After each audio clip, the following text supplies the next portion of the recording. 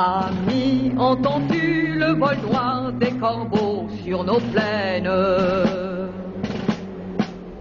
Ami, entends-tu les cris sourds du pays qu'on enchaîne? Oh, et partisans, ouvriers et paysans, c'est l'alarme. Ce soir, l'ennemi connaîtra le prix du sang et les larmes. Les Glières, c'est un haut lieu de la résistance. Et c'est un tellement haut lieu de la résistance qu'en 2007, par exemple, Nicolas Sarkozy, qui était en campagne pour les élections présidentielles, il est venu honorer la résistance au cimetière des Morettes. On se souvenait de ça, ouais. Voilà, et puis, parce que pour lui, la résistance, il honore la résistance, mais pour les combats, pour avoir libéré la France, pour s'être battus, et ils sont morts pour la France et tout ça. Mais lui, il oublie de parler des jours heureux, du CNR, du programme que la résistance a mis en place après, parce que quand ils se sont battus, c'était pour libérer la France, mais c'est aussi parce qu'ils avaient un projet de société derrière. Et comme Sarkozy est venu plusieurs fois, il y a des anciens résistants, et puis des militants actuels, il y avait Gilles Perret, il y avait un cinéaste par exemple, Gilles Perret, puis d'autres militants d'associations qui se sont dit, nous on n'est pas d'accord que Sarkozy récupère l'histoire de la résistance, alors que son programme politique est justement de défaire tout ce que la résistance avec le CNR et les Jours heureux ont mis en place, comme la sécurité sociale, la retraite, toutes ces choses-là. Voilà. Et donc depuis, comme il y a eu Sarkozy est venu en 2007, 2008, 2009. Nous, moi j'y étais pas à l'époque, mais il y a eu des contre-rassemblements qui se sont créés. Et puis pour nous, c'était important de faire de l'éducation populaire et donc de faire des conférences, des films, des débats. Et c'est ce qui s'est fait depuis. Et le rassemblement est né comme ça. Et on apprend de ce qu'on a pu vivre pendant ces mois et ces mois de bataille et de lutte. Parce que, ça a été dit aussi tout à l'heure, des moments de grève, des grèves, que ce soit dans les entreprises ou les mobilisations, que ce soit dans la rue et dans les villes, de ces mobilisations on apprend beaucoup. Ce sont de véritables aventures humaines, et notamment d'ailleurs les longues périodes de grève dans les entreprises. Et tous ceux qui ont pu vivre ces moments-là, ils le savent.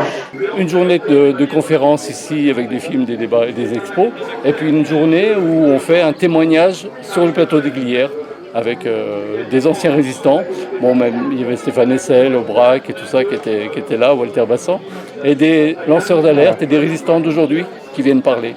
Et aujourd'hui, il n'y a plus que des résistants qui viennent parler, mais c'est des résistants importants. Toutes les personnes qui ont lancé l'événement sont décédées aujourd'hui ?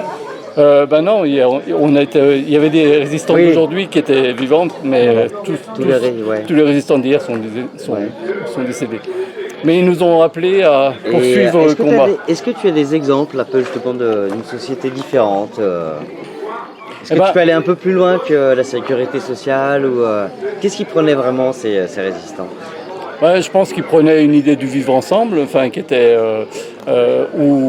alors effectivement la sécurité sociale, ça en fait partie, mais c'est le bien commun, c'est que tout ce qui est nécessaire pour une vie en harmonie et heureuse, ça fait partie des biens communs. Donc les résistants, ils parlaient pas beaucoup à l'époque de l'environnement ou des droits des femmes et tout ça, mais c'est des choses qu'on met à l'ordre du jour aujourd'hui, aussi avec la situation sociale et économique. Est-ce qu'on peut pas dire que c'est un peu comme la fête de l'humanité ? Écoute, je suis désolé, mais je suis jamais allé à la fête de l'UMA. Mais je pense que c'est sûrement différent. Mais nous, on accueille un peu tous les mouvements ici qui sont plutôt de gauche, quand même. Je précise bien de gauche. D'accord. Non. Et les aspirations pour les prochains événements, est-ce que vous avez envie de vous développer Là, depuis ces dernières années, on s'est arrêté avec le Covid, mais on se développe pas mal. Le samedi devient vraiment un événement important où on a pris de l'ampleur, on a beaucoup de monde, les conférences sont pleines. Dès le vendredi soir, la pièce de théâtre, elle était pleine aussi.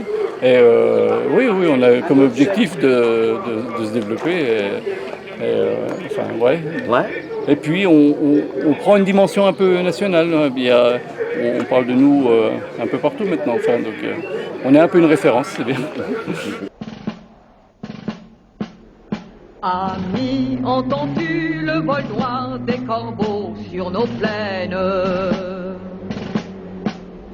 Ami, entends-tu les cris sourds du pays qu'on enchaîne? Oh, et partisans, ouvriers et paysans, c'est l'alarme. Ce soir, l'ennemi connaîtra le prix du sang et les larmes. Montez de la mine, descendez